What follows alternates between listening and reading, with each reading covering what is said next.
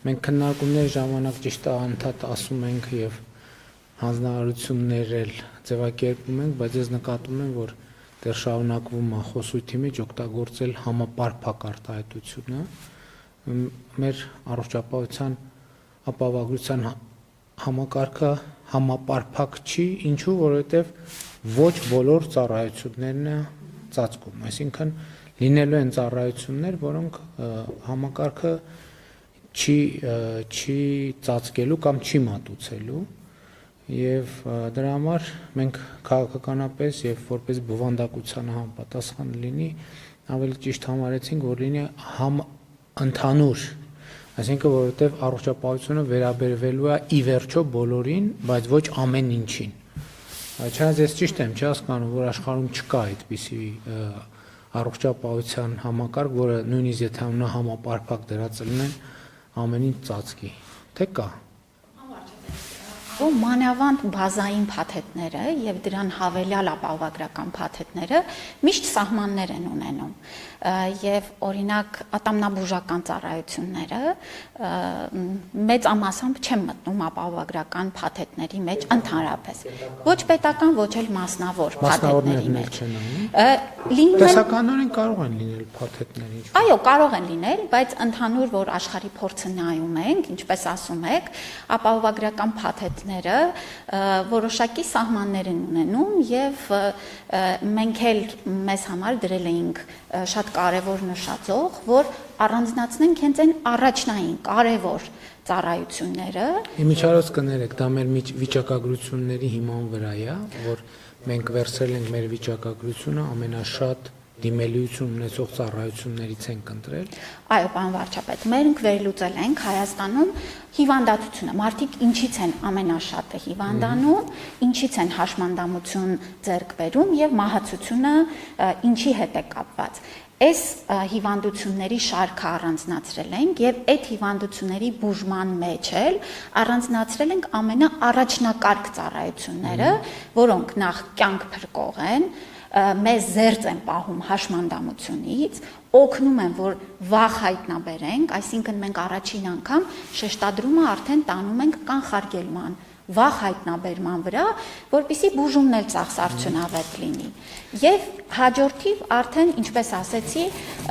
նաև նայել ենք, թե Հայաստանում արկա ծառայությունների ինչ շրջանակ ունենք, սարքավորումների, բուժանձնած կազմի առումով, եւ այս մեթոդաբանությամբ ձևավորել ենք հենց ապահովագրական փաթեթը։ Հիմա կներեք շահառուների խմբերին անդրադառնանք, որովհետեւ մենք ի սկզբանե ունենալու ենք շահառուների խմբեր, որոնց փաթեթների գինը վճարվելու է ուղիղ պետական բյուջեից եւ լինելու են շահառուներ, ովքեր մասամբ կամ ամբողջությամբ կվճարեն իրենք։ Նախ այդ սկզբունքն էլ ֆիքսենք, որ բոլորի համար փաթեթի արժեքը նույնն է, այսինքն փաթեթի արժեքը եւ փաթեթը քաղաքացիները եւ բոլոր քաղաքացիների համար եւ փաթեթը եւ փաթեթի գինը նույնն է լինելու, արդեն տարբերություն լինելու է թե ում համար ով է վճարում եւ ինչ չափով։ Այո։ Հիմա նաեւ հետեւյալը արձանագրենք, որ փաստորեն հունվարի 1-ից շահառուներ, որոնց համար ուղիղ պետական բյուջեից վճարվելու է, մինչեւ 18 տարեկանները, ճիշտ է։ 65 տարեկանից ավել 65 տարեկան եւ ավելներ, այսինքն լրացած անձը, 65 տարի լրացած անձը եւ ավել տարիք ունեցողները հաշմանդամության խմբերի հետ կապված եւ սոցիալական էլ ինչ շերտեր ունենք, որպեսզի 18-ից 65-ի մեջ ընկած տարիքային խմբերի մեջ հաշմանդամություն ունեցող առաջին, երկրորդ, երրորդ կարգի հաշմանդամություն։ Այո, մենք երրորդ կարգներ ենք ներառել եւ ֆունկցիոնալության գնահատման համակարգով խորը, ծանր, խորը եւ միջին գնահատման համակարգերը։ Սոցիալական անապահովության գնահատման համակարգով 28 բալից ավել ունեցող քաղաքացիները եւս այս 26 թվականի մեջ բոլոր անդամներ, երեխաները դեռ արդեն 65-ից ավել է արդեն, եթե ասենք հաշմանդամություն ունեցող անց կա արդեն, այսինքն ստացվում է, որ այդ համակարգը մեծ հավանականությամբ արդեն ուրիշ հոդվածներով արդեն ներառվում է։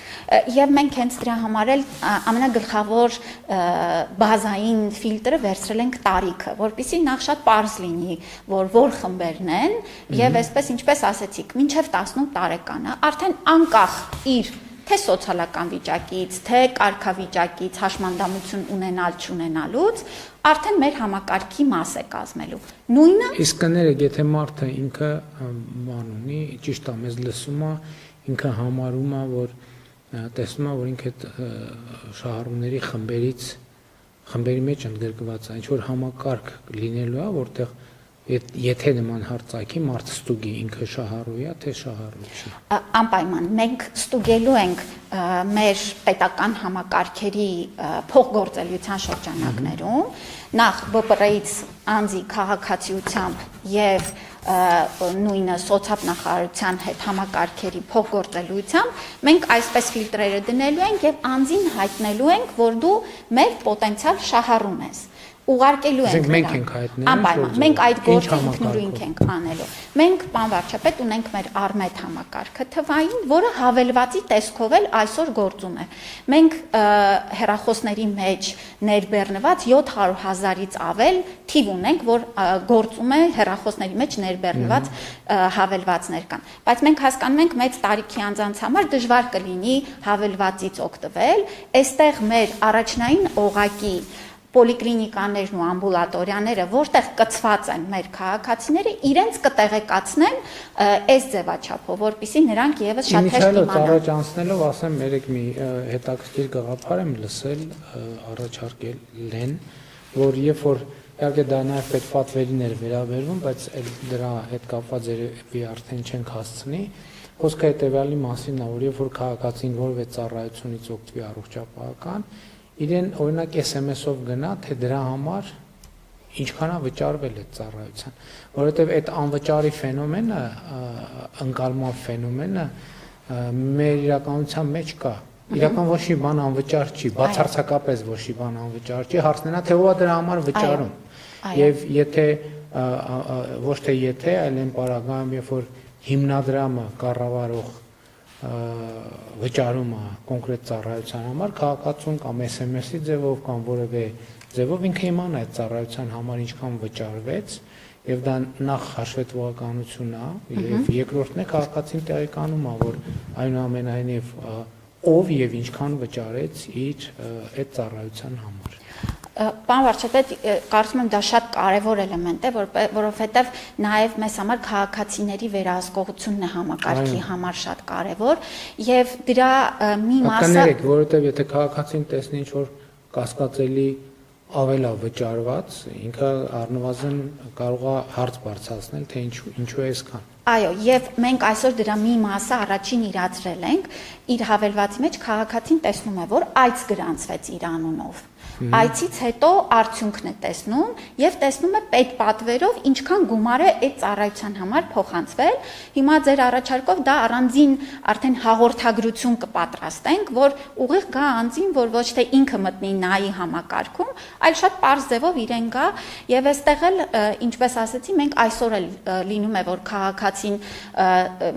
իր մոտ այց է գրանցված լինում, մեզ զանգում են եւ ասում են ես չեմ այցելել, օրինակ պոլիկլինիկա, բայց իմ անձի անունով այց է գրանցվել։ Մենք պարզում ենք հետադարձ եւ եղել են դեպքեր, երբ որ նման քաղաքացիների ակտիվ վերահսկողությամբ մենք նաեւ համակարգի թափանցիկությունն ու ճշգրտությունն ենք ապահովում։ Որովհետեւ ցավոք սրտի մենք այդպիսի դեպքեր ենք ականատեսել, որ երբ որ քաղաքացու իրենց բուժառուի կամ տվյալը ունենալով շատ դեպքերում ներբեռնվում են, բայց իրականում ծառայությունը չի մատուցված։ Հետագայում արդեն թվայնացման ժամանակ այդ պատուհանի առողջապահական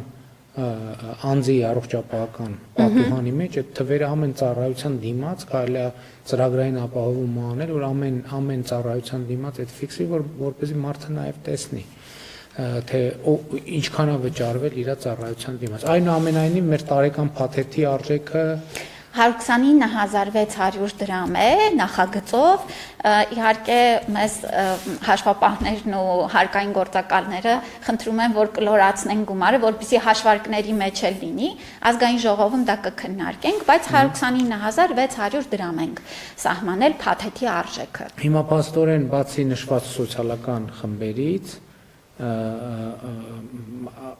շահառու են դառնում նաև 200,000 դրամից բարձր աշխատավարձ